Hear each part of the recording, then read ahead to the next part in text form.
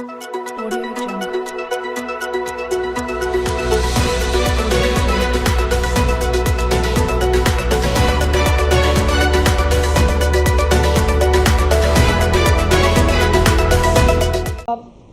इसमें कोई दूसरी राय नहीं है।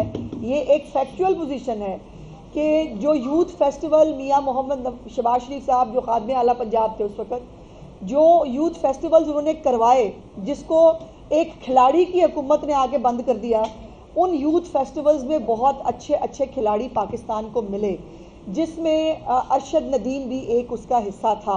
और अरशद नदीम जो है वो उसके बहुत सारे बयानात ऑन रिकॉर्ड हैं कि वो जो खिलाड़ी जब हुकूमत में आया तो उसने आके कैसे डिपार्टमेंटल जो है वो चीज़ें बंद कर दी, हर चीज़ के ऊपर पाबंदी लगा दी और खिलाड़ी जो हैं वो बेचारे तकलीफ़ का शिकार हुए।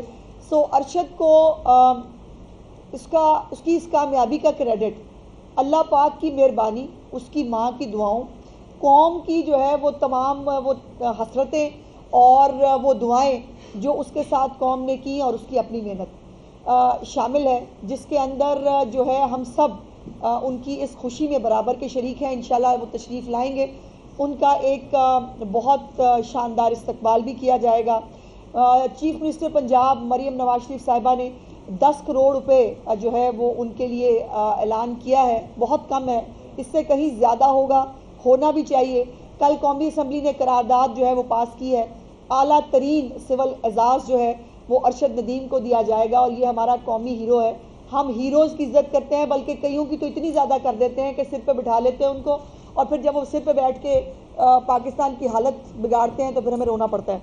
दूसरा ये मेरे लिए हमेशा एक खुशी की बात होती है कि मियाँ चन्नू के अंदर एक एकेडमी भी चीफ मिनिस्टर साहिबा ने जो है स्पोर्ट्स सिटी पूरा जो है वो बनाने का ऐलान किया है, और इंशाल्लाह अरशद तशरीफ़ लाएंगे तो उनके साथ मिल के इसको जो है वो हतमी शक्ल भी दी जाएगी। चीफ मिनिस्टर साहिबा अरशद साहब से मुलाकात भी करेंगी, और पहले वो जाते हुए प्राइम मिनिस्टर साहब से भी मुलाकात करके गए थे, तो अब वो एक कौमी हीरो की तरह वापस आ रहे हैं। हम सब उनसे मिलना चाहते हैं, हम सब जो है वो इस एक्साइटमेंट में हैं कि अरशद कब पाकिस्तान में जो है वो आएँ। और इस दफ़ा 14 अगस्त जो है वो बहुत हमेशा ही हम एक जोशो जज्बे के साथ मनाते हैं, लेकिन ये 14 अगस्त चीफ मिनिस्टर साहिबा मरियम नवाज शरीफ साहिबा की पहली जो है वो तकरीब होगी, जिसमें जो है वो एज ए चीफ मिनिस्टर 14 अगस्त की जो तकरीबात हैं, फ्लैग होस्टिंग है, उसका प्रोग्राम होगा। तमाम डिस्ट्रिक्ट्स में, तमाम डिवीजन्स में जो है वो सीएम साहिबा की इंस्ट्रक्शंस जो हैं वो तकरीबात के हवाले से दी जा चुकी हैं। इंशाल्लाह इसके बारे में ब्रीफली मैं आपको कल शायद आगाह करूं। अभी आज जो एक और इम्पॉर्टेंट इशू है वो है मिनॉरिटीज़। कल एक इंटरनेशनल मिनॉरिटी डे है हमारा, और मिनॉरिटीज़ हमारे सर का ताज हैं। चीफ मिनिस्टर ख़ास तौर पर मरियम नवाज शरीफ साहिबा की हुकूमत में जो जितने फ़ंड्स में इजाफा किया गया है, ग्रांट्स में इजाफा किया गया है, मेरे साथ मिनिस्टर साहब तशरीफ़ रखते हैं, वो आपको इसके बारे में आगाह करेंगे। और कल एक फिर अनप्रेसिडेंटेड और पाकिस्तान की तारीख का एक अनोखा वाक़या जो है वो होने चले जा रहा है, जिसके बारे में जो मिनिस्टर साहब हैं वो आपको आगाह करना चाहते हैं। सो प्लीज़ मिनिस्टर साहब। बहुत मेहरबानी, शुक्रिया जी। जिस तरह आपको मौजूद है कि 11 अगस्त का दिन पाकिस्तान की तारीख के अंदर एक बड़ा इंपॉर्टेंट डे है। 11 अगस्त 1947 को कायद-ए-आज़म मोहम्मद अली की स्पीच जो उन्होंने फर्स्ट कॉन्स्टिट्यूंट असम्बली के साथ की थी कि आज से आप आज़ाद हैं अपने मंदिर जाने के लिए, अपनी मसाजिद जाने के लिए, ये जो भी आपकी इबादत गाहें हैं, उसी विजन को, उसी सोच को लेके 11 अगस्त का जो दिन है वो डेडिकेट किया गया है as a national minority day.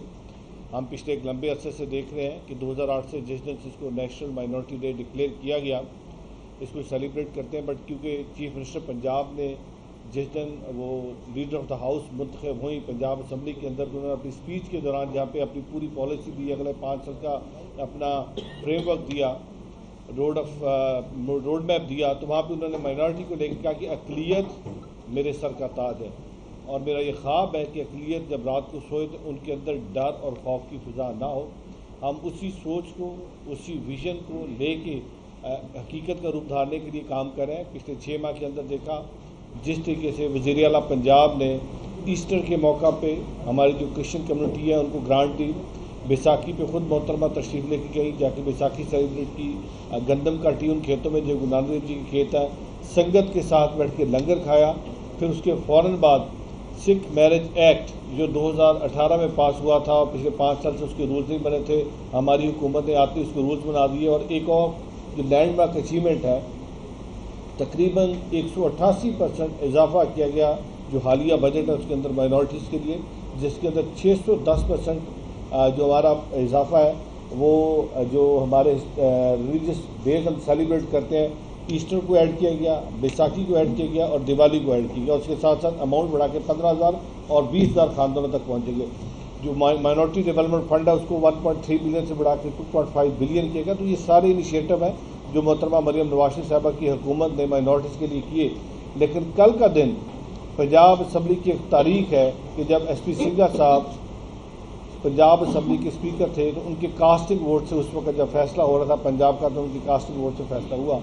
तो कल पंजाब असम्बली की ऑगस्ट हाउस में कल का जो एक स्पेशल सेशन इनवाइट किया गया है, जो कॉल किया गया है, उसमें हम जो हमारी माइनॉरिटीज़ हैं पंजाब की, पाकिस्तान की, उनकी कॉन्ट्रीब्यूशन जो है उनको कमेमोरेट करने जा रहे हैं।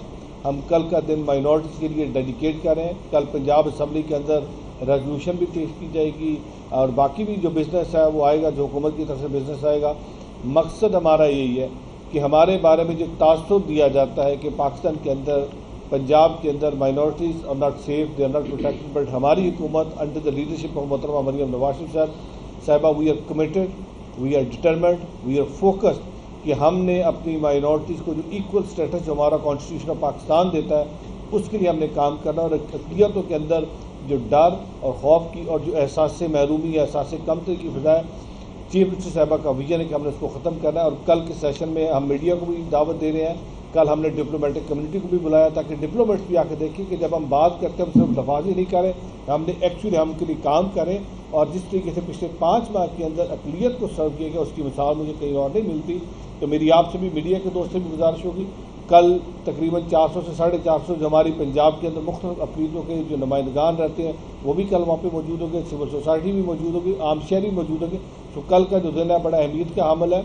मैं तमाम अपने अक़लियत के दोस्तों को, बहनों को, भाइयों को कल के दिन की पेशगी मुबारकबाद देता हूँ। इसके साथ साथ मैं अरशद नदीम साहब को, उनके पूरे ख़ानदान को मुबारकबाद देता हूँ जो उन्होंने पाकिस्तान का परचम बुलंद किया, पाकिस्तान का सर जो है वो बुलंद किया, वो हमारा फ़ख्र है। उनके लिए बहुत सारी मुबारकबाद। और कुछ देर बाद हमने पाकिस्तान का दिन मनाना है, 14 अगस्त को सेलिब्रेट करना है।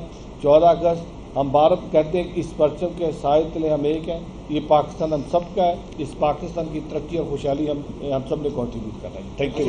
ये बता दें कि बड़ी अच्छी बात है कि सारी चीज़ें प्लान हो गया, लेकिन एक बड़ा पसंदीदा सा मसला चल रहा है आजकल, महंगाई पर आपकी तवज्जो हटी है जिसकी वजह से जो चिकन की प्राइसेस हैं वो एकदम से एक्सेलेरेट कर गई और वो 400 से बढ़ के 700 पे चले गए। उसमें क्या नजर मेरी ख्वाहिश तो ये थी कि आज का ऐड कर लें कि आपने टमाटर के नहीं, ये बड़ा संजीदा मसला है, इसको वो भी 120 पे, प्याज भी 200 के करीब पहुंच गया, महंगाई पे कंट्रोल खत्म हो चुका है। मेरी ख्वाहिश तो ये थी कि हम 365 दिनों में से 364 दिन मुख्तलिफ बातें कर लें। एक दिन हम अपने इन माइनॉरिटीज़ के जो हमारे बहन भाई हैं उनको ये सेलिब्रेट करने दें। लेकिन चूँकि महंगाई के हवाले से एक अहम सवाल है, उसको मैं रिस्पॉन्स ज़रूर करना चाहती हूँ, वरना ये ना लगे कि शायद हम इसके ऊपर हमें मालूम नहीं है। या इसके ऊपर चिकन के हवाले से ख़ास तौर पर पिछले 3 दिन से जो हमारे एग्रीकल्चर मिनिस्टर हैं वो तमाम स्टेक होल्डर्स के साथ जो उनकी एसोसिएशंस हैं उनके साथ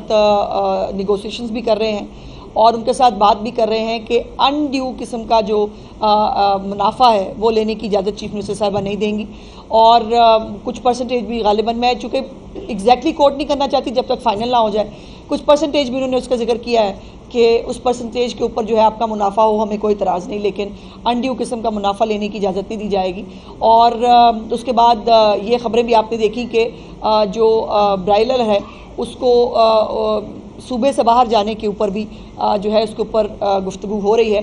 तो तमाम वो मैज़ जो महंगाई को कैटर करने के लिए की जा सकते हैं, एक टास्क फोर्स भी नई बनाई गई है। हमारी वो टास्क फोर्स भी जो है वो मुख्तलिफ बाज़ारों के अंदर मुख्तलिफ जगहों के ऊपर जो है वो बाकायदा जाकर रेट लिस्ट के साथ उसको इम्प्लीमेंट कराने की कोशिश कर रही है। लेकिन ये महंगाई जो है ये यकीनन एक फायर फाइटिंग जो है वो काम है। जो करने की कोशिश की जाती है। एक मैंने जैसे गुजारिश की थी कि अथॉरिटी जो है, इन्फोर्समेंट अथॉरिटी, वो भी जो है इसके ऊपर वो भी जल्द उसके ऊपर रिक्रूटमेंट वगैरह शुरू हो गई है, वो अभी बहुत जल्द जो है वो आ जाएगी। उसके बाद वो तमाम लोग जिनका काम और कुछ नहीं होगा सिवाय इसके कि उनको महंगाई को जो है वो देखना है, ज़ख़ीरा अंदोज़ी अगर कहीं हो रही है उसको कैटर करना है।